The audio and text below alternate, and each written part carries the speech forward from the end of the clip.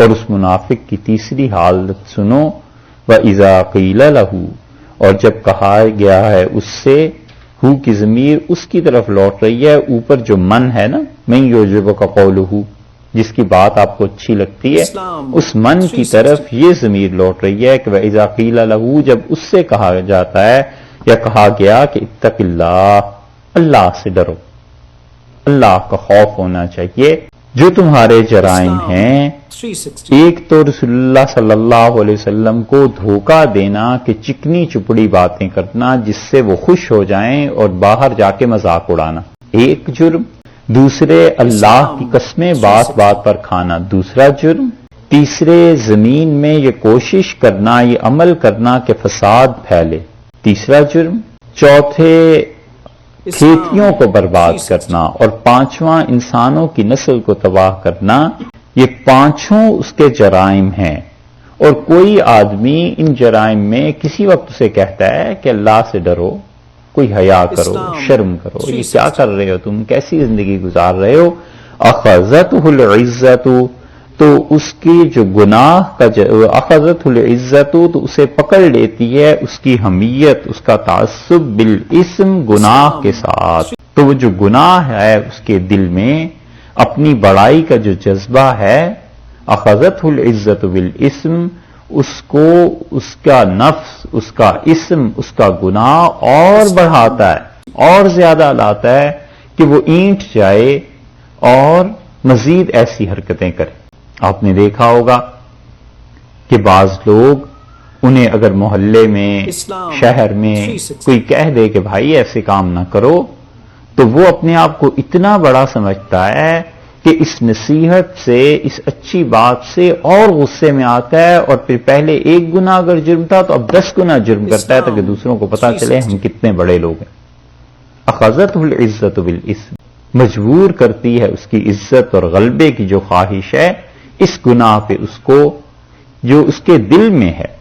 اپنے آپ کو بڑا سمجھتا ہے۔ یہ دیکھا ہے بار بار قرآن جو نفی کرتا ہے نا کہ اپنے آپ کو بڑا نہ سمجھو، اپنے آپ کو بڑا نہ سمجھو، اس کی وجہ یہ ہے کہ جب آدمی سمجھنے لگتا ہے کچھ اپنے آپ کو، پھر نصیحت کو قبول نہیں کرتا۔ یہ سارے گناہوں کی جڑ، اس لیے ارشاد فرمایا کہ اخذتہ العزت بالاسم، اس منافق کی حالت دیکھو کہ جو کچھ اس کے دل میں ہے وہ اسے اس بات پر لے آتا ہے کہ یہ اور گناہ کرے، اور زیادہ کرے ایسے، حسبہ فحسبہ جہنم، سو جہنم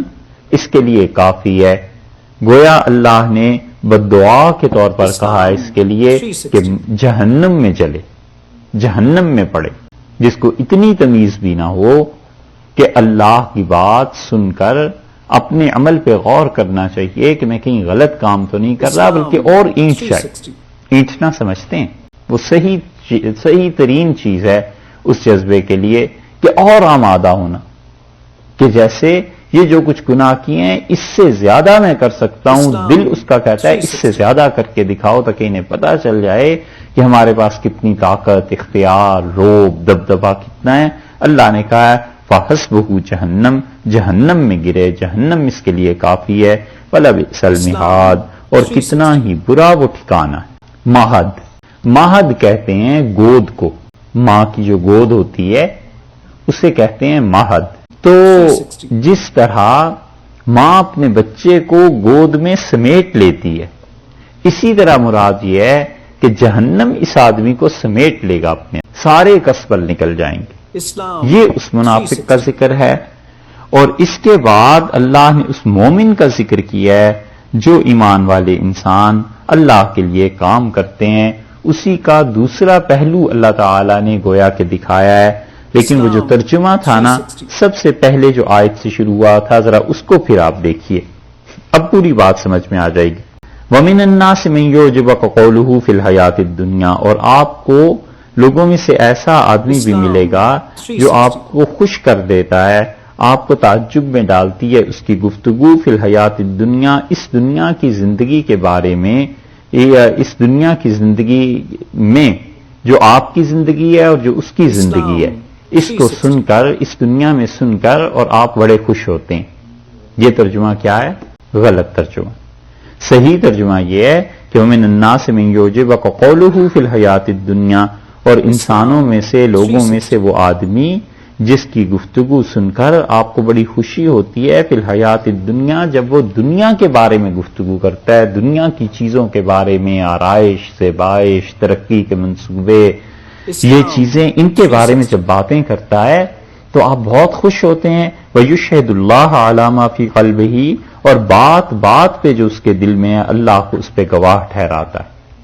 وَهُوَ أَلَدُّ الْخِصَامِ، اور پرلے درجے کا جھگڑالو ہے، شدید جھگڑالو. الد کہتے ہیں عربی میں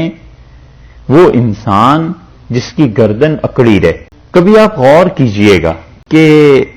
بعض لوگوں کی گردن واقعی اکڑ جاتی ہے. یہ جو بڑے عہدے کے لوگ ہوتے ہیں نا،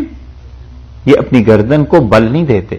وہ گردن اکڑی رہتی ہے جیسے سریا کسی نے ڈال دیا. وہ ہے الد. ایک تو کسی انسان میں طبعاً ایسی حالت ہے، چلو اب اس کا تو کوئی حل نہیں، نہ اس پہ کوئی الزام دیتے ہیں. اور ایک ہوتا ہے جو ہی رینک اوپر بڑھا، یا جو ہی پیسے زیادہ ہوئے، یا جو ہی کسی بڑے باپ کے گھر میں پیدا ہوا، گردن میں سریا پڑ گیا، بس پھر وہ گردن نہیں جھکتی. اس کا حل یہ نکلتا ہے کہ اللہ اس گردن کو کٹوا دیتا ہے، اور خدا اس گردن کو ایسے ذلیل کرتا ہے کہ دیکھنے والے دیکھتے رہ جاتے ہیں اور خدا کی گرفت ہو جاتی. یہ ابو جہل جو تھا اس کی گردن بھی ایسے ہی تھی، بالکل اکڑی بھی، کسی سے بات کرنا پسند نہیں کرتا. اور جب پٹا ہے تو اس پہ عبداللہ ابن مسعود رضی اللہ عنہ کے ہاتھ اور وہ دو بھائیوں نے اس سے زخمی تو شدید کر دیا تھا، وہ گر گیا.